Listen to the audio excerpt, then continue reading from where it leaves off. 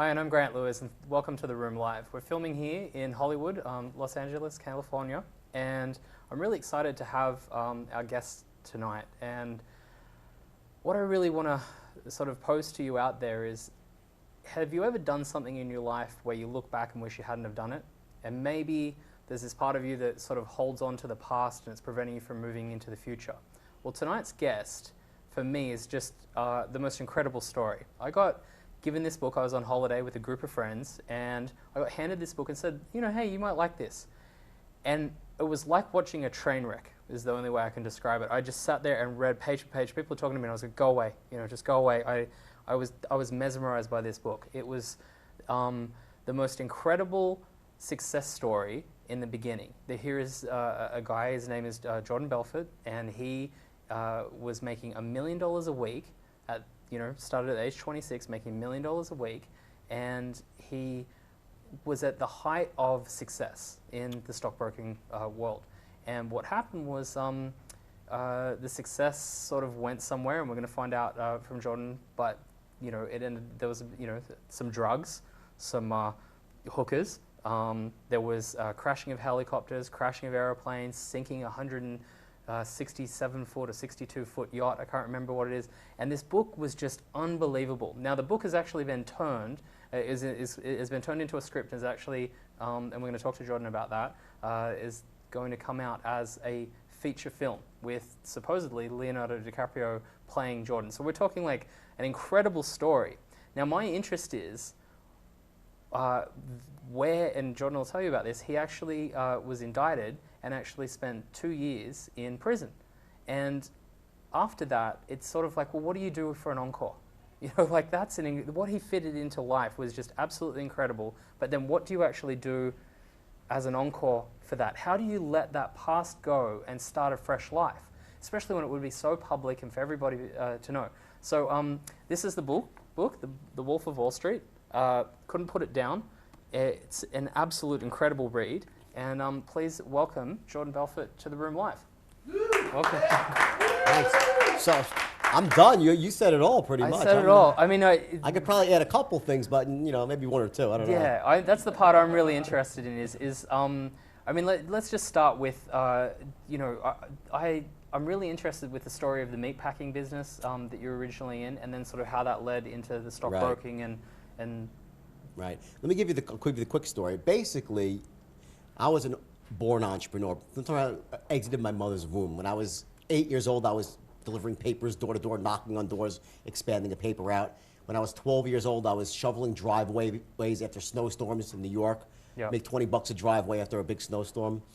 I hit it big for the first time when I was 16, selling ices on the beach, blanket to blanket to blanket. Wow.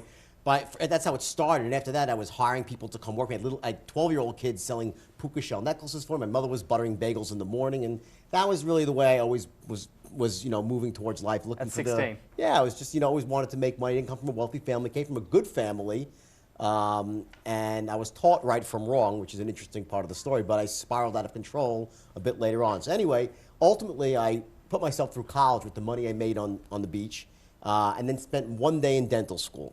Yeah, and the reason I went to dental school is because my mother had inserted a belief in my head, great woman, that the only noble way to make money is you got to be a doctor. You got to be a doctor. Well, I didn't want to be a doctor because that would have taken 10 years, but I figured dentistry would be pretty good. I'd make a lot of money and be a pillar of the community. So I went to dental school, and the first day I walked in, I'll never forget this, there was 105 kids sitting in the dental auditorium, and the dean's in the front, and it's a gray-haired guy, and he says, I want to welcome you all to the Baltimore College of Dental Surgery. You should be very proud to come this far. You're going to really do great things with your life being a dentist. All right, it sounded pretty good.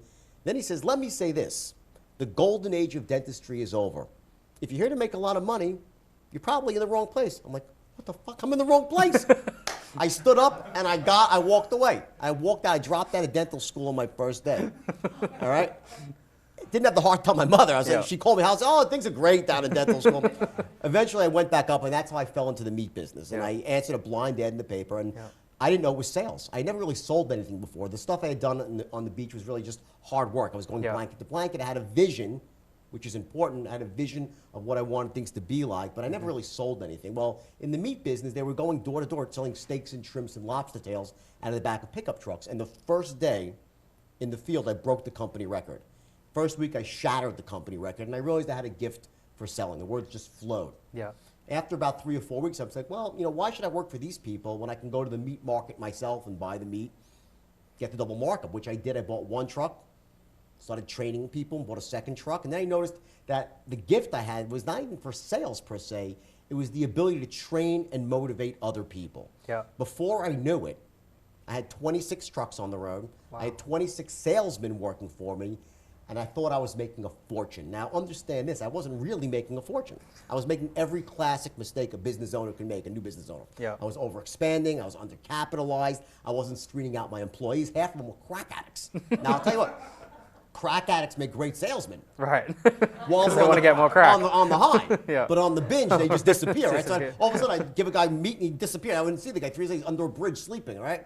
So that business went bankrupt, and I lost everything I had when I was 24 years old. 24, wow. Bust everything out. I had a little red Porsche. They towed it away. I had a tear in my eye when they towed the car away. And I had I was probably in the hole $10,000, had to declare bankruptcy. And what do you do when you're that age? In New York City, I wanted to be rich. I was a good salesman. I went down to Wall Street. Of course. Got a job on Wall Street. And the first day, which is where the book starts off, when I walk in, it's like the military. You're lower than pond scum. They treat you like, the lowest of the low. And I worked for 6 months on Wall Street as a connector, which is just, hello, Mr. Jones, and pass the phone to someone that was licensed. I wasn't licensed yet. Watch these kids. They were kids, in the average age 25 to 35, and they were making $500,000 to $1 million a year. And I was just watching this, and I was so broke, but I still was positive because I had hope. Yeah, wow. Because when you're in a room like that and you see all these people make money, I'm like, well, I can do that. I'm better than them. I'm the best salesman. I was all full of piss and vinegar. I was married to a great woman at the time, my first wife. She's a couple of wives ago, unfortunately. Haven't done that good in that department, which is understandable. Okay, but anyway, so she was great. She was at home, and finally my day came. 6 months of torture of being the lowest guy in the totem pole. I passed my test, and the manager goes, "Go and get him." Me and 5 other guys. My first day on Wall Street was October 19th, 1987, the day of the great crash, and I watched in absolute shock and awe as the market went down 508 points on the first day, and just like that, the game was over. Wow. That was really unbelievable. And I was like, the game's over. I never got to play. I watched everyone else play, and the game was over. And the firm I was with shut down after 100 years in business. Do you think this was because you turned up? Yeah, right. My mother said, if you went into politics, we could have had real problems, right? So anyway, the firm closed down, and I was out of a job again, no money, and I was desperate. And I ended up leaving the firm, was out of business. I was home, didn't know what to do, and I started looking through the help wanted section. I stumbled upon an ad for stockbrokers out in Long Island. It was a very small firm, and when I walked in, they were selling penny stocks. Didn't even know what it was, but I was desperate, and the words rent money were playing in my head. I couldn't even pay the rent.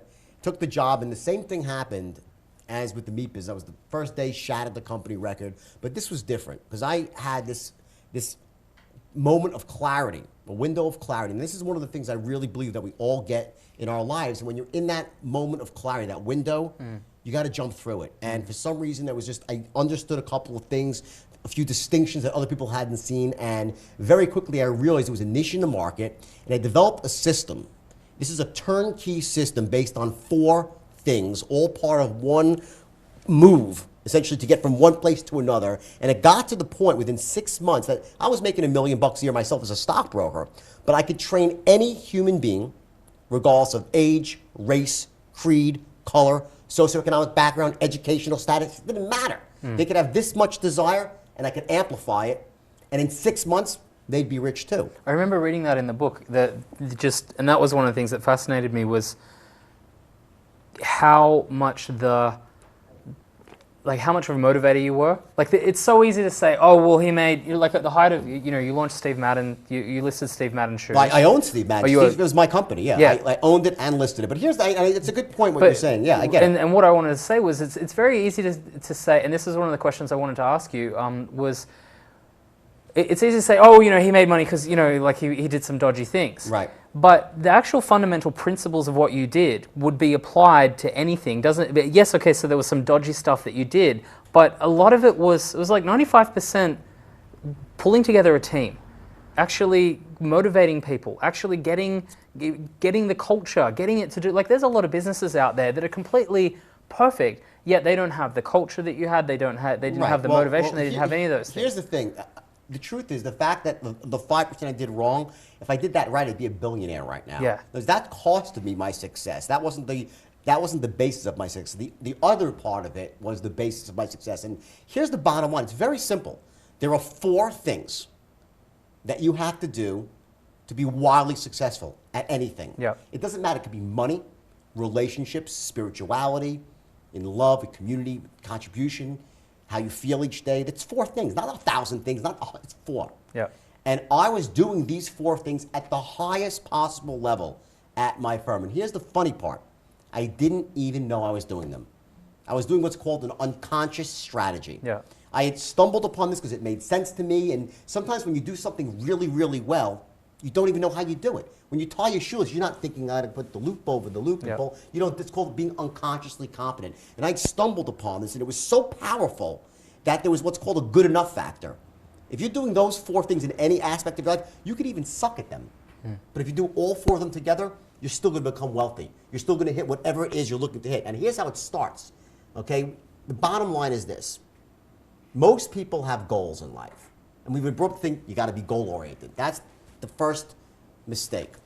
Yes, you need goals, but there is something far beyond goals, which is what all successful people have, and that's a vision. It's a vision for the future. See, here's it is. You see things as they are, but not worse than they are. Yeah.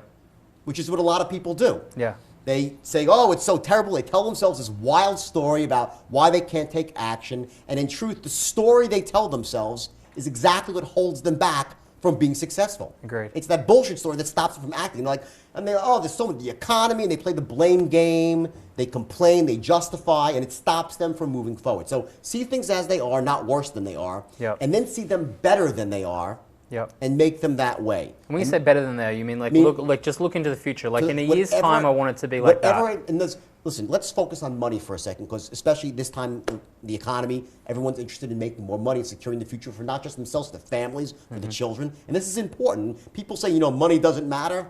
I'm like, oh, so you're broke. Well, if someone tells you they're broke. They never had any money, because just look at it like this. Just imagine if you said that your wife wasn't that important. How long would she stick around? Yeah. Not too long, right? Money's important. Money is not going to make you happy. No.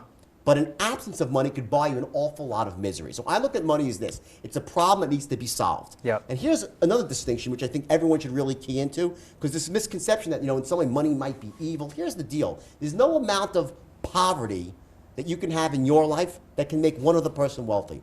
Agreed. There's no amount of misery that you can have in your life that can make one other person happy. There's no amount of sickness in your life that can make one other person healthy. So if you want to make the world a happier, healthier, wealthier place, then get as much of those gifts you can for yourself and then spread it around. Yeah. That's the bottom line. I mean, I was thinking that the other day. I was driving along and I thought to myself, if I'm in a Ferrari right now, how is that? It's not worse off for anybody, because the guy that works at the Ferrari factory that designs, he's got a paycheck that he can then go and pay his mortgage and feed his kids and do all of that. The person that actually made the headlights, the person that made the wheels, the person that, the other company that contracts in to make the engine, there's nothing, if anything, having a more expensive car actually does more for the economy and actually helps people. Yeah, but yet the old belief is, well, they're taking a resource out, or, the rich bastard. I hear what you're saying, but, Ferrari isn't a particularly good example, because I know a lot of really miserable people that drive Ferraris. Driving a Ferrari is not going to make you happy. No, it's definitely not going to make you happy. And by the way, and here's the thing. If you love to collect Ferraris, you like to drive, that's great. I'll show you how to get a Ferrari. Making money is easy. It's really, really easy. What's harder, though, is fulfillment. Yeah.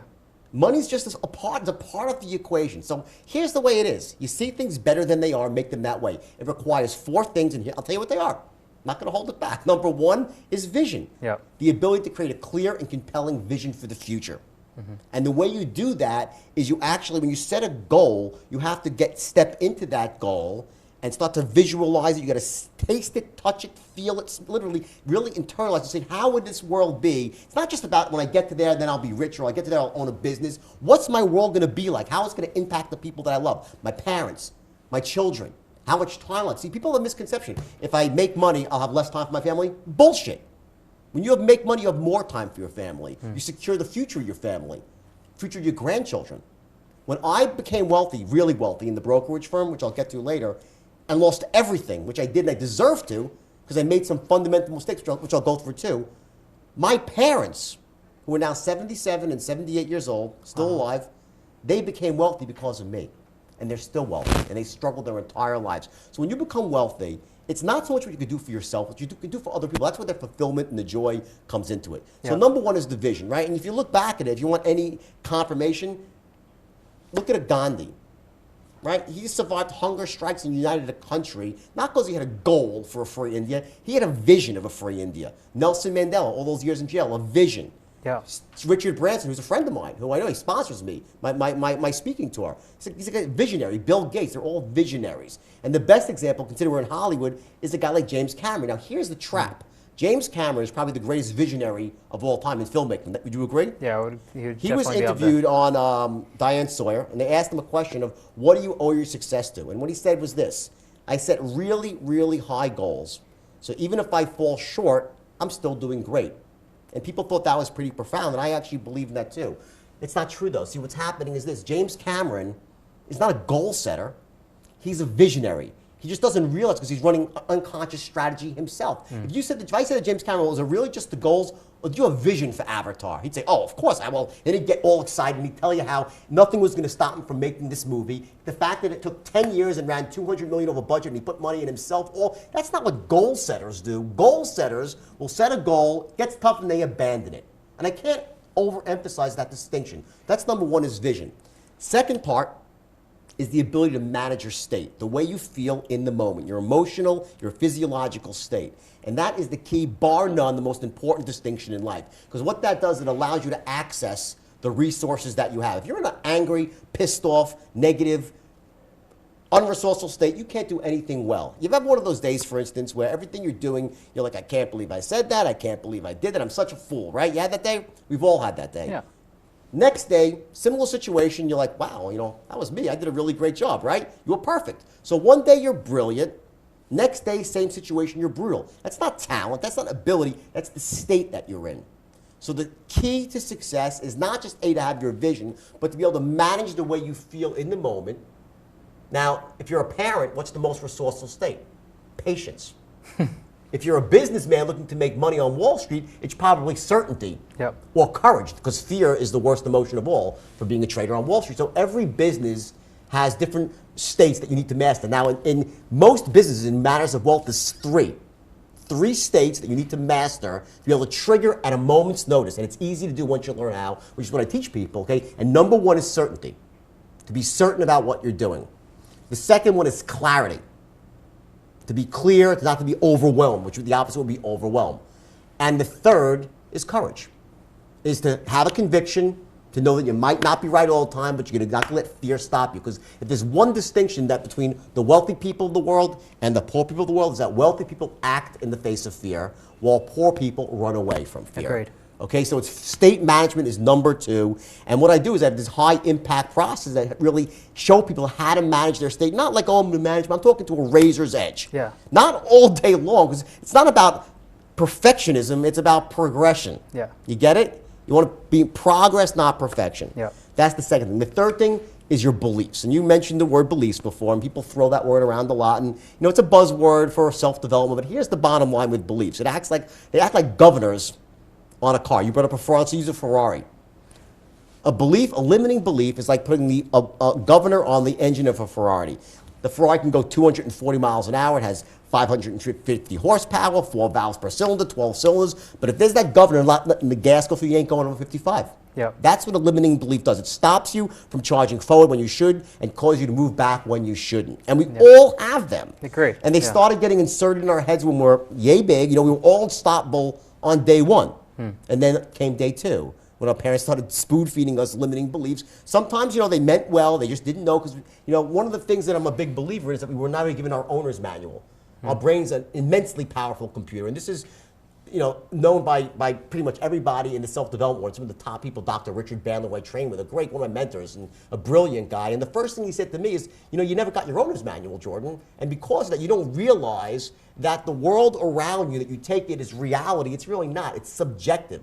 The reality I'm looking at is just subjective. I can interpret things how I want. I can have the beliefs that empower me, and I can shed the beliefs that disempower me. So the first thing I do when I meet somebody, I coach really wealthy people, some stars in Hollywood, the first thing I do is go through what their limiting beliefs are. Yep. And you got to root them out. And it's not difficult. You can't just root them out. You got to replace them with empowering beliefs, which is typically the opposite belief.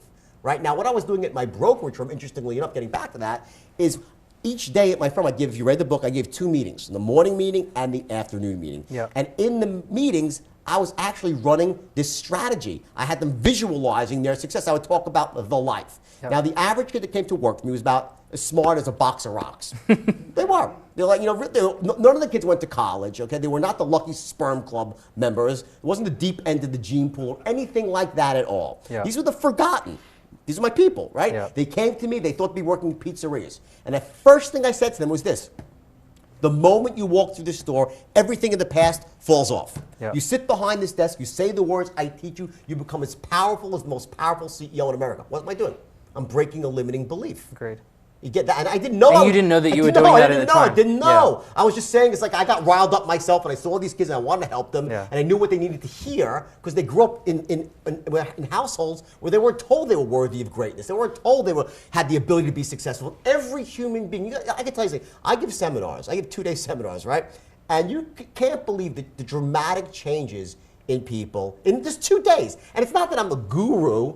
It's like I'm just a guy with a unique set of skills that I've honed over 27 years of doing this. And I know there's these basic trigger mechanisms in people. And when you give them, it empowers them. And then they go off and they run.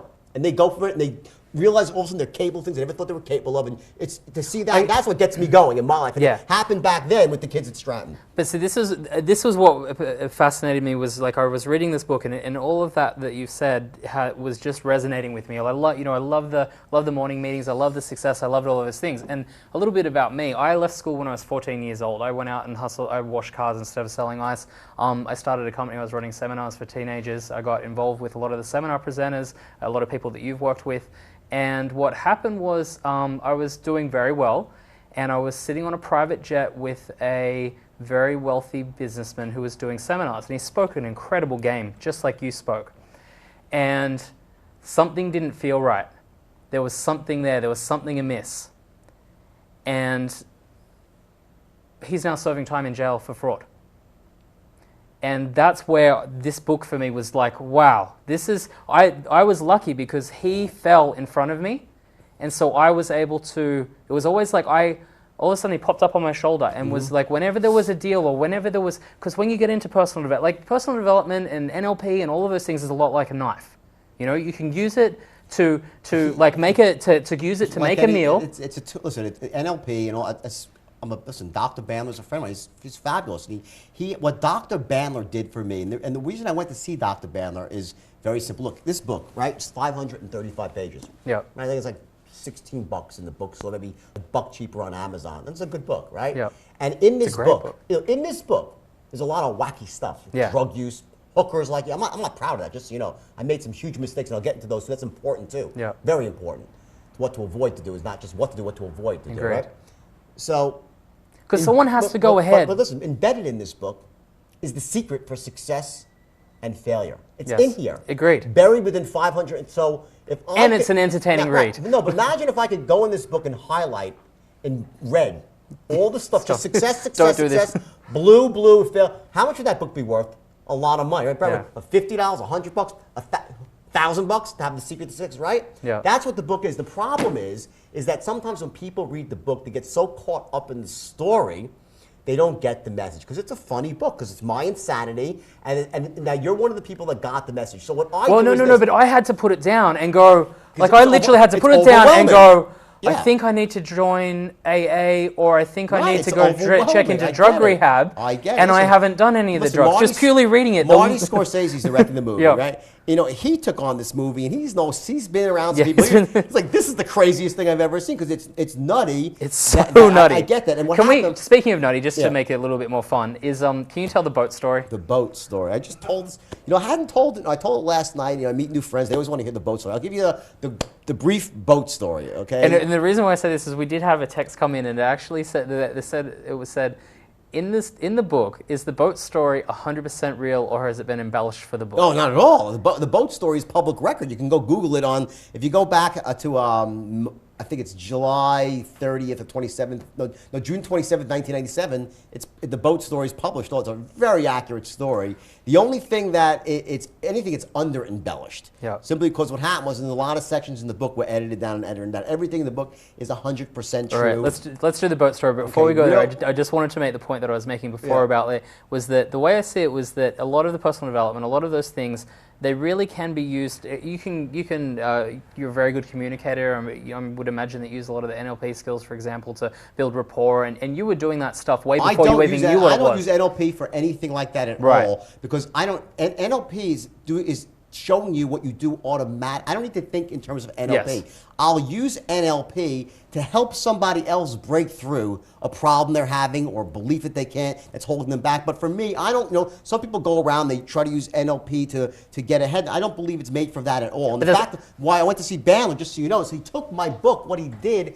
is it's about modeling. Yes. And he said to me, he broke down my success. And he was the one that said, listen, I'm not going to take credit. He said to me, because you were doing these things, these 4 things that you did, and he distilled down my success to its elements. Yes. And that's what it allows me to share it with people, whether it's in 2 hours or in 2 days or in 2 months. I can give people the full, undiluted good, and also tell them what not to do. And that's what I was going to, because there's a lot of people out there that can set, there's a lot of personal development people, there's a lot of people out there pushing success, there's a lot of people that haven't had the heights that you've had, but there's also a lot of people that, I don't know anybody that's had the lows that you went through. That's still alive. And that's the part that interests me. Yeah. But I suppose the point that I wanted to make was that I see things like persuasion and NLP a bit like a knife, in that you can use it to make a beautiful meal for your family, to help someone, to or you can use it to go hold up a liquor store. Yeah. And that's the point that I want to get across. Is for me, it's really important of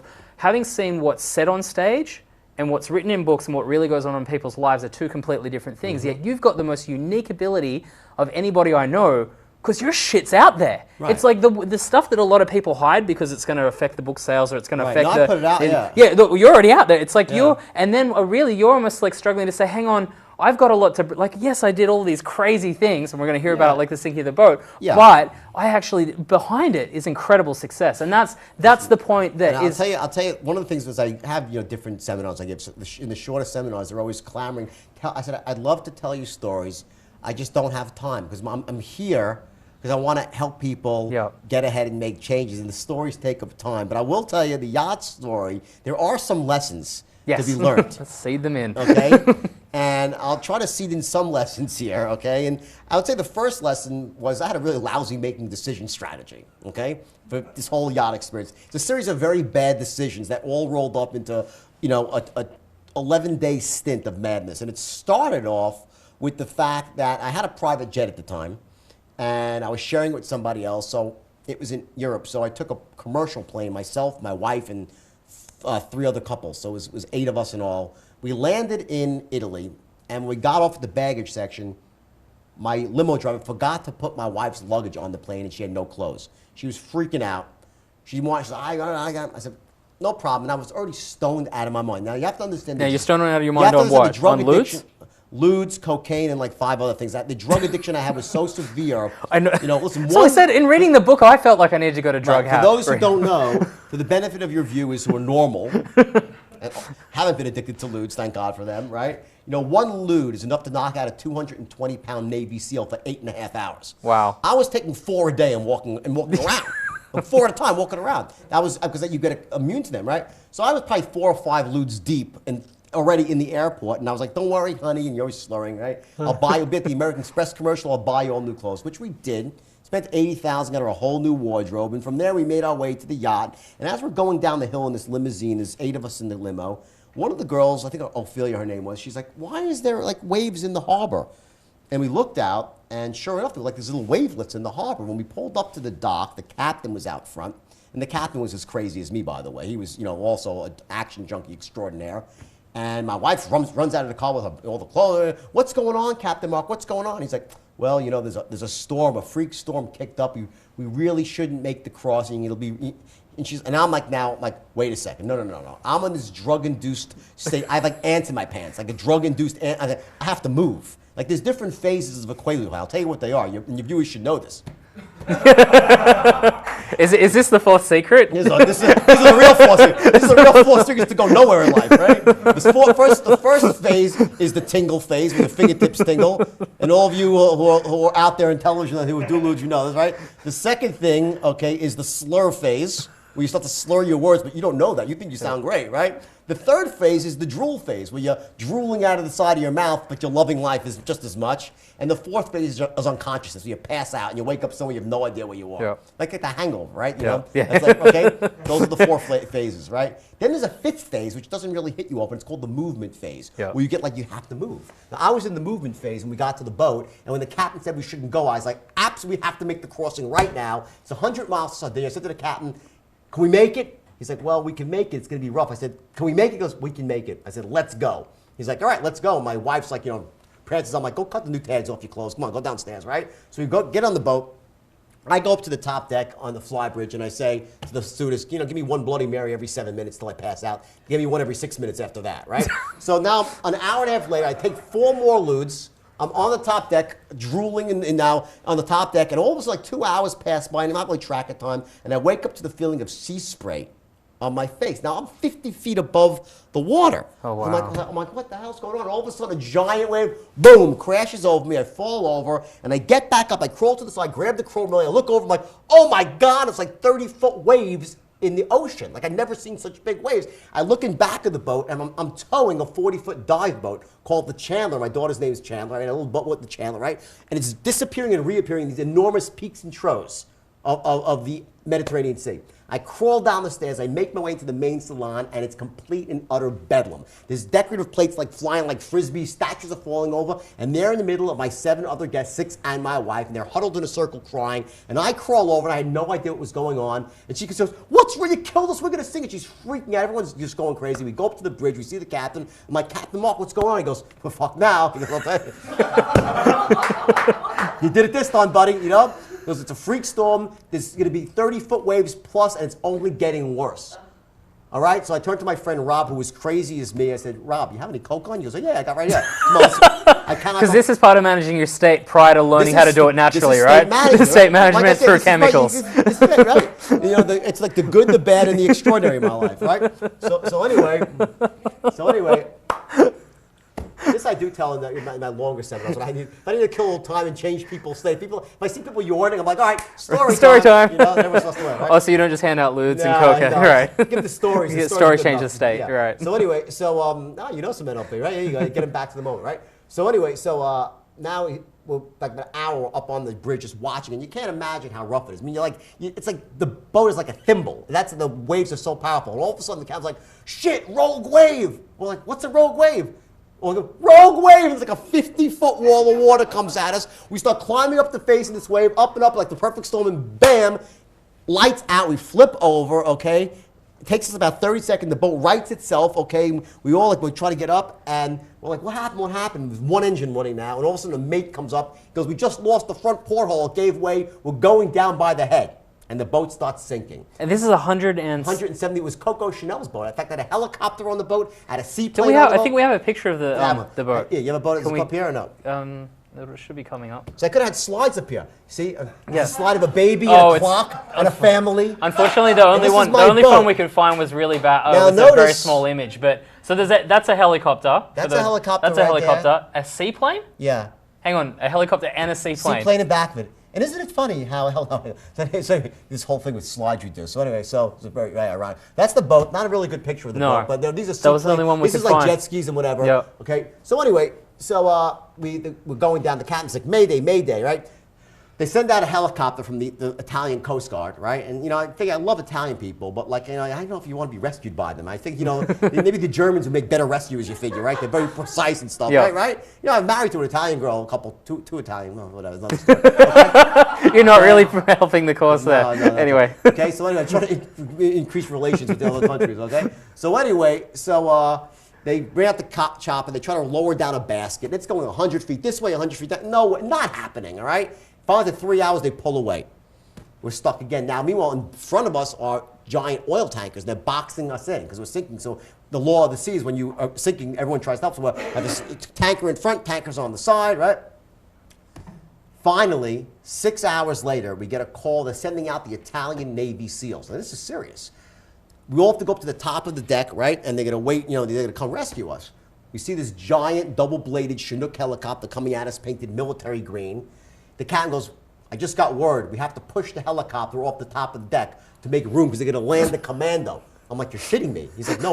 I'm like, all right, let's do it. So we actually took a video. Like, hey, we're pushing the helicopter off the top of the deck, right? So we had one. I love your priorities because you got the. Let's put like let's take a video I'll tell you about priorities in a second. Priorities is I'm going to give you a lesson in priorities in the wrong priorities in a second, right? 1, 2, 3. We push the helicopter over the side of the boat, okay? Yeah. And we're watching it go down. It's like, I'm really amazing. Then the captain turns to us. We're all 18 of us. It was 11. It was 11 crew. It was 19 altogether, right? He's like, here's the thing. We can only take what we can carry. So I had like $250,000 in cash on the boat. I had artwork. I had jewelry. I turned to my friend Rob. I said, you got the drugs, right? He's like, no, I thought you had the drugs. I'm like, no. I said, Rob, you got to go downstairs. He goes, I'll get them. He goes downstairs. He comes back a minute later. He goes, I can't, your cabin's flooded. I got shocked. The water's electrified. I'm like, soldier, you can do it. He's like, you're right. What was I thinking? He takes off his shoes. He goes down. He comes back with a bag of 100 Quaaludes and third-degree burns on his feet. Okay? We go up to the top deck. Okay? They lower a commando down. He has a spear gun, and he actually spears the top deck, rappels down. Okay? Now the order of exit off the boat is women guests first, women crew members second, male guests third, male crew members fourth, captain last. Logical, right? First person off the boat, my wife, the owner's wife. She was a mother of 2, right? Second person off the boat was another woman who had a baby. Third person off the boat is supposed to be a woman, but one of my friends who's on the boat, he panics and he pushes the woman over the side and he jumps. You see people's, it's amazing to see him. He jumps and I look at my friend Rob, I'm like, we have to kill him the rest of his life. We can abuse him about this moment. This is the best thing ever, okay? I wrote about in the book. The guy hates me. So anyway, if you see things on the internet, you know, Jordan is a douchebag. You know it's from that guy. You know it's from that guy. Okay, so the internet's powerful. You know? So anyway, so they rescue us. The captain goes down with the ship. They pluck him out of the water. They end up landing us on an aircraft carrier, and they're very nice. The Italians are the best people to rescue because when they rescue, they want to feed you. So next thing I know, we're eating prosciutto and melon, drinking red wine. I take 2 more ludes, and I'm dancing with the Italian Navy. I pass out again. I wake up now. I'm in Sardinia. They take us to Sardinia, it's a beautiful hotel, and they made a big deal over it. They, you know, were very nice, and we spent 10 days in Sardinia. I had to buy everybody clothes again. Wife's now on round 2. She had no clothes again. I had to buy everybody clothes. We spent 10 days in Sardinia. On the last night, now mind you have a private jet, right, which was in France. It was in Charles de Gaulle Airport, and it was flying. That morning, it was cheaper to keep it in Charles de Gaulle. It's going to pick us up in Sardinia, right? So the night before, I'm like, you know, do we really want to ship all this? Do we really want to take all this stuff back? Customs is going to be a nightmare. Let's just ship it all back DHL. Reasonable idea. So we all boxed up all our clothes, no clothes now. We just have toothpaste and underwear, right? Ship it all out. We go to the airport. Now the thing about a private jet, you've been on private jets, you said, they're there waiting for you. The whole beauty of a private jet is when you get there, it's there. We get to the airport, no private jet. I'm like, what the hell?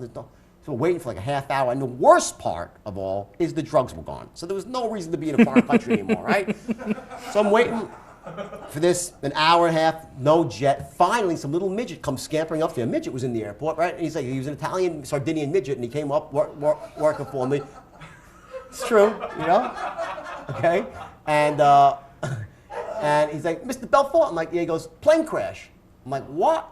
My yacht and my plane gone in 10 days. Can you imagine the plane crashed, taking off out of Orly Airport? Wow. Charles de Gaulle, Seagull flew in the engine.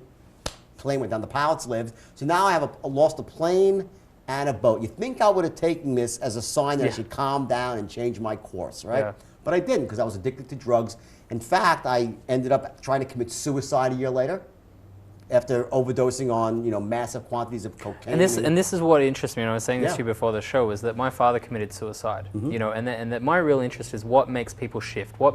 How do you go one way? I remember reading in a book of Dennis Rodman, the basketball player for Chicago Bulls, that he was sitting in the cab of his truck and he had the gun in his mouth ready to actually kill himself, and a voice said, "Don't kill this Dennis, kill the other Dennis," meaning kill the Dennis that is the one that you don't want to be, the one that is causing the stress, and be the real you. Just be real you. And that changed my life, reading that. What was it that has helped you go from, you know, money laundering, the drugs, the prostitution, all of that stuff, to then being put in jail, and then serving time, coming out, and being able to just, because we all tell limiting stories. We all have these limiting beliefs of, oh, I did this, and, you know, like we hold ourselves back. Yeah, of course. You have a lot that could have held you back, and yet you managed to reconcile. My understanding is you have, is it I don't know how to pronounce it. What is it? You know, where you Yeah, I paid a lot of it back, and I still pay money back. But I'll tell you what it was for me, just so you know. And everybody's different, okay? When I came out of jail, I had so many limiting beliefs about what I could do with my life, you know, after making the mistakes that I made. And here's the thing about your past. And once you can, if there's one thing that your viewers, if there's one thing that you can actually get from all this, one distinction, it's that no matter what happened to you in your past, you are not your past. You are the resources and capabilities you glean from it. You are not your past. You are the resources and capabilities you glean from it. And that is the basis for all change. Because the worse your life is, if you've survived the worst of the worst, if you've made the biggest mistakes and are still breathing, then you can learn from that, and that builds muscle. How do you build, when you go to the gym to build muscles in your arms, what do? You don't push against lightweight. You got to push against extraordinary weight to get to failure. And that's why you learn more from failure. You go stronger from failure than from success. Ask any successful person, and they will tell you they failed 5 or 10 times.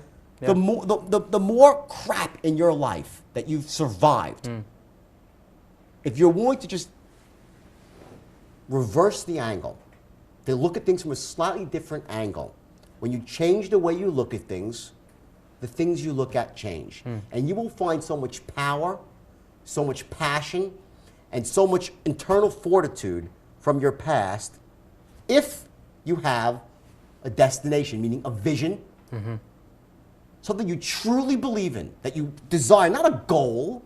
You know, goals are like buzzwords for failure. Every asshole has a goal, and they're mostly full of crap. Now, you need goals, but it's not enough, because goals get abandoned, but the vision remains. If you have a vision, and you want to look at your beliefs as resources, and you need that as strategy, and here's the key.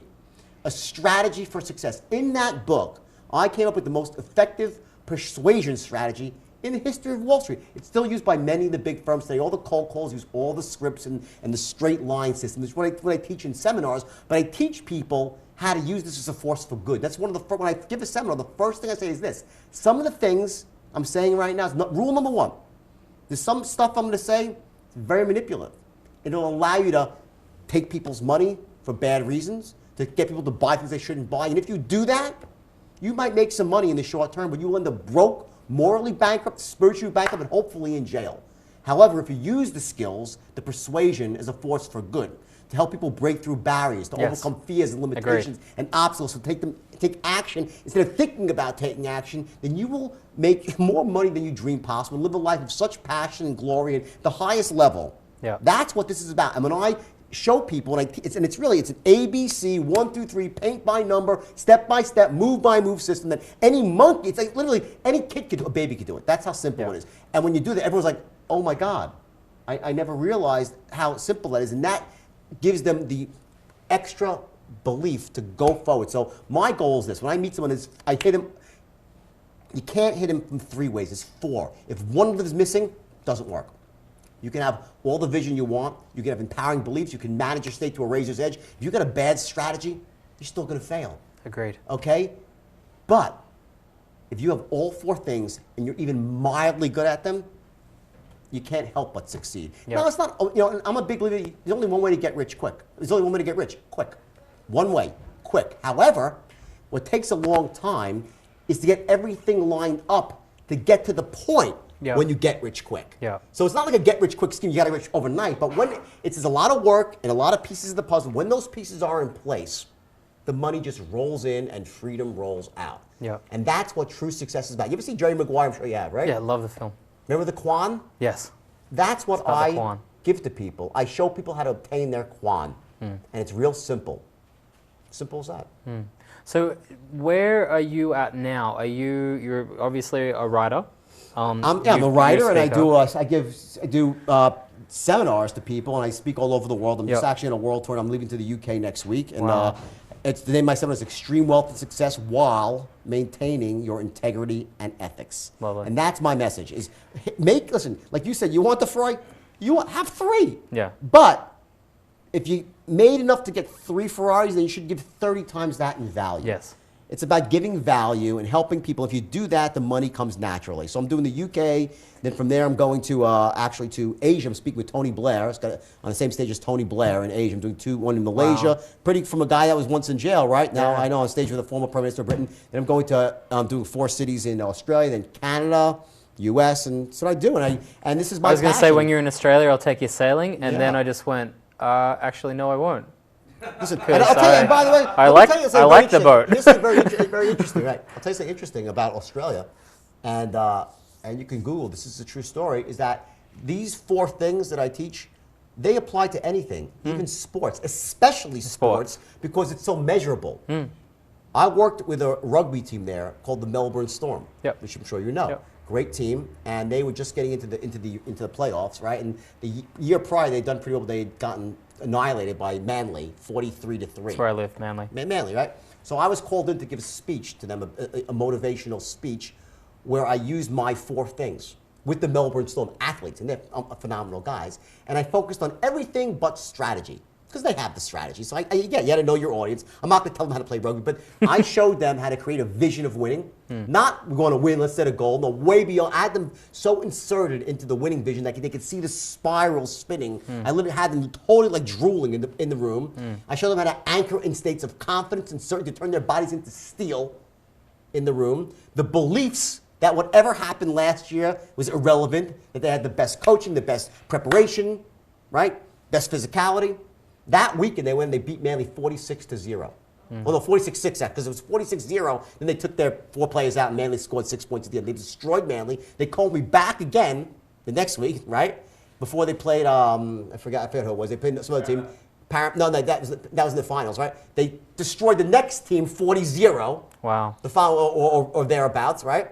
And then they were filming me. I was giving a motivational speech on the field, and it was all over the news in Australia that I was doing this, and they went on and they won the premiership. Wow. And I got a lot of credit for that, and I probably didn't deserve it, but maybe I did. Who really knows? Well, the things I did with athletes like Billy Slater and Craig Inglis, these are amazing athletes, but for them, it's the difference between amazing and extraordinary, that next level up, it's this much. It's a millimeter. That's all it is. And it's like, what happens is in life, it's this. And this is a great example. What happens to the guy who wins the gold medal in the Olympics in the 100-meter dash, right? He gets his face on Wheaties boxes. He gets the big checks. He gets the sponsorship deals. Yet how much faster was he than the guy who came in second? Like 1/1000th of a second, right? And that guy, well, he gets a couple of applause. Maybe he gets a sponsorship deal. But the guy who came in 4th, what does he get? A lump of coal. Yeah. And he's probably separated by 1,000th of a second, too. Yeah.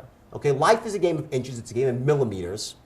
And these distinctions that I teach, they're so powerful. And that's what when I'm on stage, I get really passionate, and sometimes I will cry, and sometimes the audience will, because I talk about my life, my mistakes, and I'll tell you what my mistakes were. It's important to talk about that too, what the mistakes were. Really quick, the #1 mistake that I made is I had the most destructive belief inserted in me, and beliefs are inserted in us from the time we're this big. Yeah. When I first made my money, the first thing I did, I made $650,000 in one stock trade. You know what I did? I didn't buy a house. I bought a white Ferrari Testarossa. Why? Because Don Johnson drove one of Miami Vice. Thought I had to have it. He was cool. Second thing I did, I took a plane out to the West Coast and checked into the presidential suite of the Regent Beverly Wilshire. Why? Because Richard Gere done it in Pretty Woman.